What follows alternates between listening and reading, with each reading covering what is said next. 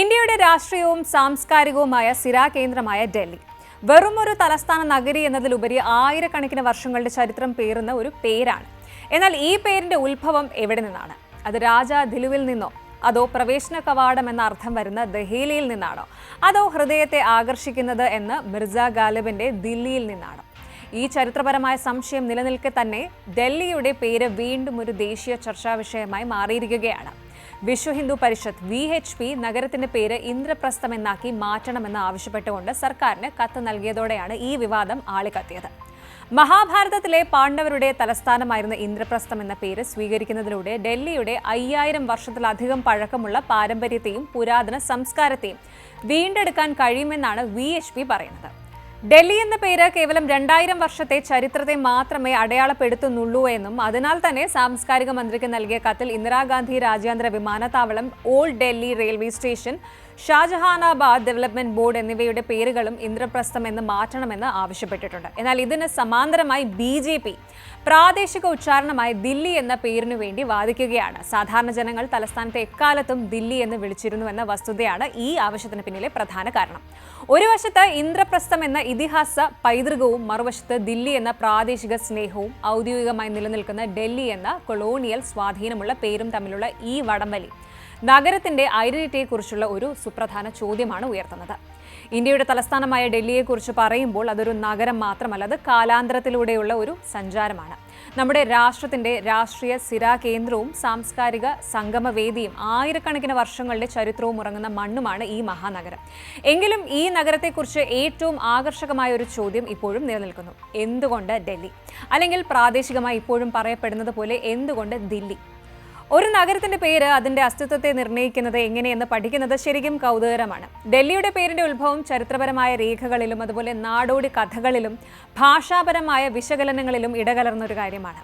ഇക്കുറി നമ്മൾ ഡൽഹിയുടെ പേരുകൾക്ക് പിന്നിലെ ചരിത്രപരമായ നാഴികക്കല്ലുകളിലേക്കും അതിനെ ചുറ്റിപ്പറ്റിയുള്ള ഐതിഹ്യങ്ങളിലേക്കും സമീപകാലത്ത് വീണ്ടും ഉയർന്നു വന്ന രാഷ്ട്രീയ തർക്കങ്ങളിലേക്കും ഒരു ആഴത്തിലുള്ള അന്വേഷണമാണ് നടത്തുന്നത്. തലസ്ഥാന നഗരിയെ അതിന്റെ വിവിധ പേരുകളിലൂടെയും ഓരോ പേരുകൾ പ്രതിനിധീകരിക്കുന്ന സാമ്രാജ്യങ്ങളിലൂടെയും നമുക്ക് കണ്ടെത്താം. ഡൽഹിയുടെ ചരിത്രം തുടങ്ങുന്നത് ആധുനിക കാലഘട്ടത്തിന് എത്രയോ മുമ്പാണ്. ശരിക്കും അത് പുരാണങ്ങളോളം പഴക്കമുള്ളതാണ്. ഡൽഹിയുമായി ബന്ധിപ്പിക്കപ്പെടുന്ന ഏറ്റവും പഴക്കമേറിയതും പ്രശസ്തവുമായ പേര് ഇന്ദ്രപ്രസ്ഥമാണ്. മഹാഭാരതത്തിൽ പാണ്ഡവരുടെ തലസ്ഥാനമായിരുന്നു ഇന്ദ്രപ്രസ്ഥം. യമുന നദിയുടെ തീരത്ത് സ്ഥിതി ചെയ്തിരുന്ന ഈ നഗരം പാണ്ഡവർക്ക് അവരുടെ രാജ്യത്തിന്റെ കേന്ദ്രമായി ശ്രീകൃഷ്ണൻ തിരഞ്ഞെടുത്ത് നൽകിയതാണെന്നാണ് വിശ്വാസം. ഇന്ദ്രന്റെ നഗരം, സിറ്റി ഓഫ് ഇന്ദ്ര എന്ന അർത്ഥം വരുന്ന ഇന്ദ്രപ്രസ്ഥം അക്കാലത്തെ പ്രതാപത്തിന്റെയും ഐശ്വര്യത്തിന്റെയും പ്രതീകമായി കണക്കാക്കപ്പെട്ടു. ഇന്നത്തെ പുരാന കില, അതായത് പഴയ കോട്ട, സ്ഥിതി ചെയ്യുന്നിടത്താണ് ഇന്ദ്രപ്രസ്ഥം നിലനിന്നിരുന്നത് എന്ന് ചരിത്രകാരന്മാരും പുരാവസ്തു ഗവേഷകരും വിശ്വസിക്കുന്നു. ഇന്ദ്രപ്രസ്ഥം എന്ന പേര് വെറും ഒരു സങ്കല്പമല്ല, ഇത് ഡൽഹിയുടെ അഖണ്ഡമായ ഭൂതകാലത്തെ അടയാളപ്പെടുത്തുന്നുണ്ട്. ആയിരക്കണക്കിന് വർഷങ്ങൾക്ക് മുൻപ് ഈ പ്രദേശം ഒരു ഭരണകേന്ദ്രമായി പ്രവർത്തിച്ചു എന്നതിന് ഇതിലും വലിയൊരു തെളിവ് ആവശ്യമില്ല. എന്നാൽ ഡൽഹി എന്ന പേരിന്റെ ഉത്ഭവം ഇതിലും അടുത്ത കാലത്താണെന്ന് വിശ്വസിക്കപ്പെടുന്നു. ഏറ്റവും പ്രചാരമുള്ള ഐതിഹ്യങ്ങളിൽ ഒന്ന് BC 1-ാം നൂറ്റാണ്ടിൽ ഭരിച്ചിരുന്ന രാജാ ധിലുവിനെ അല്ലെങ്കിൽ ദില്ലീപ ഈ പേരുമായി ബന്ധിപ്പിക്കുന്നു. രാജാ ധിലു സ്ഥാപിച്ച നഗരം കാലക്രമേണ ദിലുവിന്റെ പേരിൽ അറിയപ്പെട്ടു. ഈ സിദ്ധാന്തത്തിന് വ്യക്തമായ ചരിത്രപരമായ രേഖകളോ പുരാവസ്തുപരമായ തെളിവുകളോ കുറവാണെങ്കിലും നാടോടി കഥകളിൽ ഇതിന് വലിയ സ്വാധീനമുണ്ട്. ഒരു നഗരം അതിന്റെ സ്ഥാപകന്റെ പേരിൽ അറിയപ്പെടുക എന്നത് ലോകമെമ്പാടുമുള്ളൊരു സാധാരണ സമ്പ്രദായമാണ്. ഉദാഹരണത്തിന് അലക്സാണ്ടർ ചക്രവർത്തി സ്ഥാപിച്ച അലക്സാൻഡ്രിയ നഗരം പോലെ. പുരാതന കാലഘട്ടം പിന്നിട്ട് മധ്യകാലഘട്ടത്തിലേക്ക് കടക്കുമ്പോൾ ഡൽഹിയുടെ പേര് കൂടുതൽ വ്യക്തമായ രൂപങ്ങൾ കൈക്കൊള്ളുന്നു. ഈ മാറ്റങ്ങൾക്ക് പ്രധാനമായും നേതൃത്വം നൽകിയത് തൊമര രാജപുത്രന്മാരും അതുപോലെ ചൗഹാൻ രാജപുത്രന്മാരുമാണ്. AD 8-ാം നൂറ്റാണ്ടിനും 12-ാം നൂറ്റാണ്ടിനും ഇടയിൽ തൊമര രാജവംശം ഈ പ്രദേശത്ത് ആധിപത്യം സ്ഥാപിച്ചു. തൊമരരാണ് ദില്ലിക എന്ന പേര് നൽകിയതെന്ന് പറയപ്പെടുന്നു. ഡൽഹിയുടെ ആദ്യത്തെ മധ്യകാല നഗരമായ ലാൽകോട്ട്, ഇന്നത്തെ മേറോളി പ്രദേശം, ഇത് സ്ഥാപിച്ചത് തൊമര രാജാക്കന്മാരായിരുന്നു. AD 1170-ലെ ബിജോലിയ ശിലാലിഖിതത്തിലാണ് ദില്ലിക എന്ന പേര് രേഖപ്പെടുത്തപ്പെട്ട ആദ്യത്തെ ചരിത്രപരമായ തെളിവുകളിലൊന്ന് കാണുന്നത്. ജഹമാൻ രാജാക്കന്മാർ ഡൽഹി പിടിച്ചെടുത്തതിനെ കുറിച്ച് ഈ ലിഖിതം പറയുന്നുമുണ്ട്. AD 1276-ലെ പാലം ബവോളി ശിലാലിഖിതം മാംലൂക്ക് രാജവംശത്തിലെ ബാൽബന്റെ കാലഘട്ടത്തിൽ ഈ നഗരത്തെ ദില്ലി എന്നും ഈ പ്രദേശത്തെ ഹരിയാനക എന്നും വിളിച്ചിരുന്നതായി രേഖപ്പെടുത്തുന്നുണ്ട്. AD 1328-ലെ മുഹമ്മദ് ബിൻ തുഗ്ലക്കിന്റെ ലിഖിതത്തിലും ദില്ലിക എന്ന പേര് പരാമർശിക്കുന്നുണ്ട്. ഈ ലിഖിതങ്ങളിലെല്ലാം സൂചിപ്പിക്കുന്നത് ദില്ലിക, ദില്ലി, ദിലി എന്നിങ്ങനെ പല രൂപങ്ങളിൽ ഈ പേര് പ്രചാരത്തിലുണ്ടായിരുന്നു എന്നാണ്. ഇതിൽ നിന്നാണ് പിന്നീട് ദില്ലി എന്ന പേര് രൂപം കൈക്കൊണ്ടത് എന്ന് വ്യക്തമാണ്. ഡൽഹിയിലെ പേരിന്റെ ഉത്ഭവത്തെക്കുറിച്ച് നിലവിലുള്ള മറ്റൊരു പ്രധാന ഐതിഹ്യം കുത്തുബ് സമുച്ചയത്തിലുള്ള ഇരുമ്പ് സ്തംഭവുമായി ബന്ധപ്പെട്ടതാണ്. തൊമര രാജവംശത്തിന്റെ സ്ഥാപകനായ അനങ് പാൽ ഈ സ്തംഭം നിലനിർത്താൻ ശ്രമിച്ചതിനെക്കുറിച്ചാണ് ഈ ഒരു കഥ വരുന്നത്. ഒരു ജ്ഞാനിയായ ബ്രാഹ്മണൻ രാജാവിനോട് പറഞ്ഞു, ഈ സ്തംഭത്തിന്റെ കാൽപാദം ഭൂമിയെ താങ്ങി നിർത്തുന്ന സർപ്പരാജാവായ വാസുകിയുടെ തലയിൽ ഉറപ്പിച്ചിരിക്കുന്നതിനാൽ ഈ തൂണ് ഇളകാത്തതും അതുപോലെ തൊമര രാജ്യത്തിന്റെ ഭരണവും അചഞ്ചലമായിരിക്കുമെന്ന്. എന്നാൽ ഇതിൽ സംശയം തോന്നിയ രാജാവ് തൂൺ ഇളക്കി നോക്കാൻ ഉത്തരവിട്ടു. തൂൺ എടുത്തു മാറ്റിയപ്പോൾ അതിന്റെ അറ്റത്ത് രക്തം കണ്ടു. രാജാവ് അത് വീണ്ടും ഉറപ്പിക്കാൻ ശ്രമിച്ചെങ്കിലും രാജാവിന്റെ അവിശ്വാസം കാരണം അതിന് ദൃഢമായി ഉറയ്ക്കാൻ കഴിഞ്ഞില്ല. അത് ധില അയഞ്ഞത് അല്ലെങ്കിൽ ഇളകിയത് ആയി തുടർന്നു. ഈ ധില എന്ന വാക്കിൽ നിന്നാണ് ദില്ലി എന്ന പേര് വന്നതെന്നാണ് ഈ കഥയുടെ കാതൽ. ഈ ഐതിഹ്യം ചരിത്രപരമായ തെളിവുകളേക്കാൾ നാടോടി കഥയാണെങ്കിലും നഗരത്തിന്റെ പാരമ്പര്യത്തിൽ അതിന് നിർണായകമായ സ്ഥാനമുണ്ട്. ചരിത്രപരമായ ഭരണാധികാരികളുടെ പേരുകളെക്കാളും ഐതിഹ്യങ്ങളെക്കാളും ഡൽഹിയുടെ സ്ഥാനത്തെ അടിസ്ഥാനമാക്കിയുള്ള ഒരു സിദ്ധാന്തവുമുണ്ട്. ഈ സിദ്ധാന്തം അനുസരിച്ച് ഡൽഹി എന്ന പേര് ദെഹ്ലി അല്ലെങ്കിൽ ദില്ലി എന്ന ഹിന്ദുസ്ഥാനി വാക്കുകളിൽ നിന്ന് വന്നതാണ്. ദഹ്ലി എന്ന വാക്കിന്റെ അർത്ഥം ഉമ്മറപ്പടി അഥവാ പ്രവേശന കവാടം എന്നാണ്.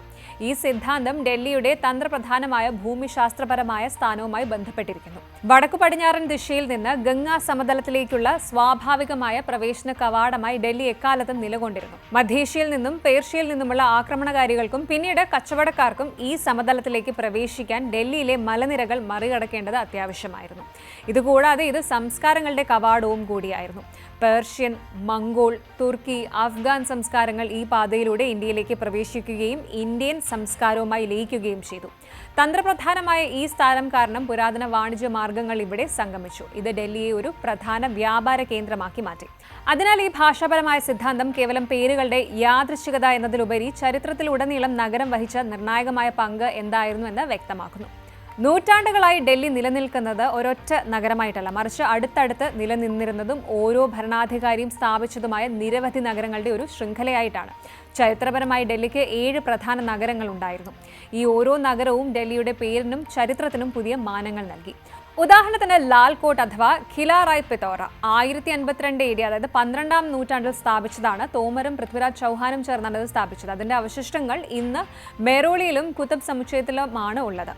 പിന്നീട് അലാവുദ്ദീൻ ഖിൽജി സിരി നഗരം 1303 AD സ്ഥാപിച്ചു. ഗിയാസുദ്ദീൻ തുഗ്ലക്കാബാദ് 1320 AD പടുത്തുയർത്തിയപ്പോൾ 14ാം നൂറ്റാണ്ടിൽ മുഹമ്മദ് ബിൻ തുഗ്ലക് ജഹാൻപന എന്ന നഗരവും സ്ഥാപിച്ചു. ഫിറോസ് ഷാ തുഗ്ലക് 1354 ഫിറോസാബാദ്, ഇന്നത്തെ ഫിറോസ് ഷാ കോട്ട പണിതു. ഹുമയൂനും ഷേർഷാ സൂരിയും ചേർന്നാണ് 16ാം നൂറ്റാണ്ടിൽ ദീൻ പന്ന അഥവാ പുരാന കില നിർമ്മിച്ചത്.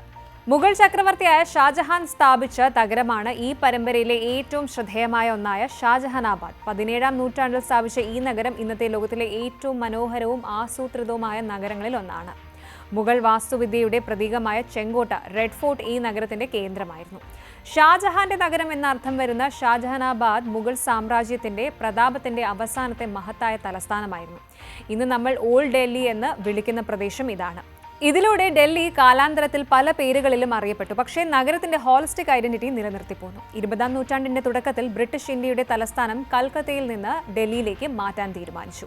വൈസ്രോയ് ആയിരുന്ന ലോർഡ് ഹാർഡിങ്സ് ആയിരുന്നു ഈ നിർണായക തീരുമാനം എടുത്തത്. ആർക്കിടെക്റ്റുകളായ എഡ്വിൻ ലുട്ടിയൻസും ഹെർബർട്ട് ബേക്കറും ചേർന്ന് രൂപകൽപ്പന ചെയ്ത പുതിയ തലസ്ഥാന നഗരിക്ക് ബ്രിട്ടീഷ് ഭരണാധികാരികൾ നൽകിയ പേര് ന്യൂ ഡൽഹി എന്നായിരുന്നു. പുതിയ തലസ്ഥാനം എന്ന പ്രാദേശികമായി അറിയപ്പെട്ട ഈ പ്രദേശം 1920കളിൽ ഔദ്യോഗികമായി ന്യൂഡൽഹി എന്ന് നാമകരണം ചെയ്യപ്പെട്ടു.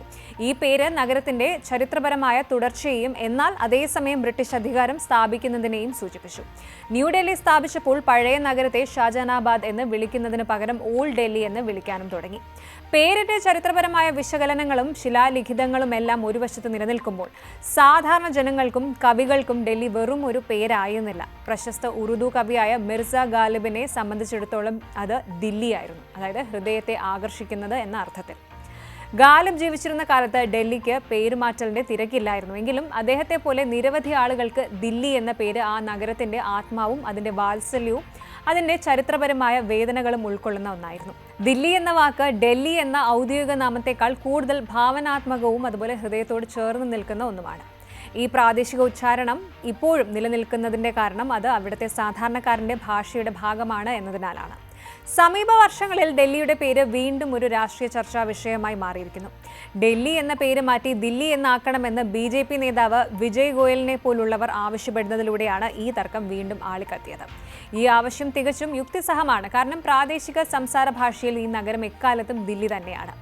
ഔദ്യോഗികമായി ഡൽഹി എന്ന് എഴുതുമ്പോൾ പോലും ഉച്ചാരണം ഇപ്പോഴും ദില്ലി എന്നതിനോട് അടുത്താണ്. ഇന്ത്യയിൽ നഗരങ്ങളുടെ പേരുമാറ്റം ഒരു പുതിയ പ്രതിഭാസമല്ലല്ലോ.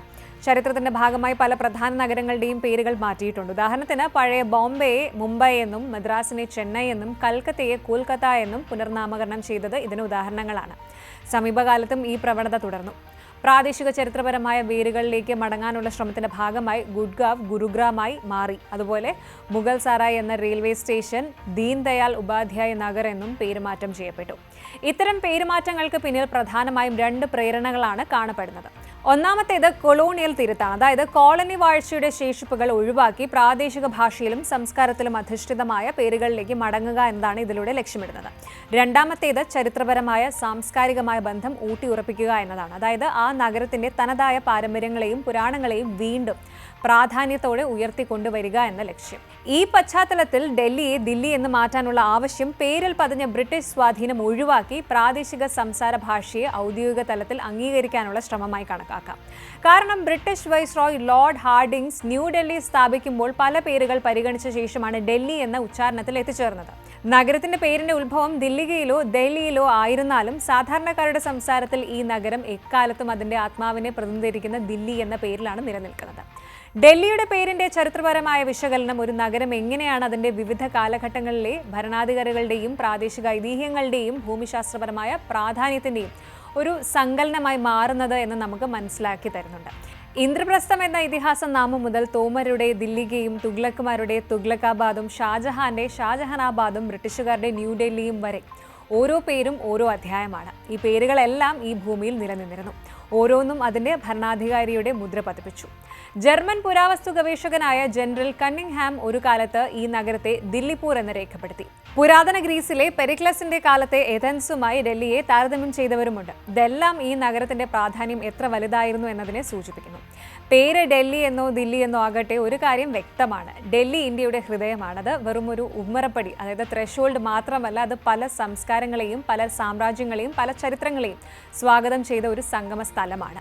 പേരുമാറ്റങ്ങൾ രാഷ്ട്രീയ പ്രസക്തി നേടുമ്പോൾ പോലും ഒരു നഗരത്തിന്റെ യഥാർത്ഥ സ്വത്വം അതിന്റെ കെട്ടിടങ്ങളിലോ അതിന്റെ ഔദ്യോഗിക രേഖകളിലോ അല്ല, മറിച്ച് അതിന്റെ തെരുവുകളിൽ, അതിന്റെ ജനങ്ങളുടെ സംസാര ഭാഷയിൽ, അതിന്റെ കവിതകളിൽ, അതിന്റെ ചരിത്രത്തിന്റെ ആഴത്തിലാണ് സ്ഥിതി ചെയ്യുന്നത്. അതുകൊണ്ട് ഡൽഹിക്ക് ഡൽഹിയായി തുടരാം. പ്രാദേശികമായി അതെപ്പോഴും ദില്ലിയായി ജനഹൃദയങ്ങളിൽ നിലനിൽക്കും. കാരണം അത് ഹൃദയത്തെ ആകർഷിക്കുന്നത് തന്നെയാണ്.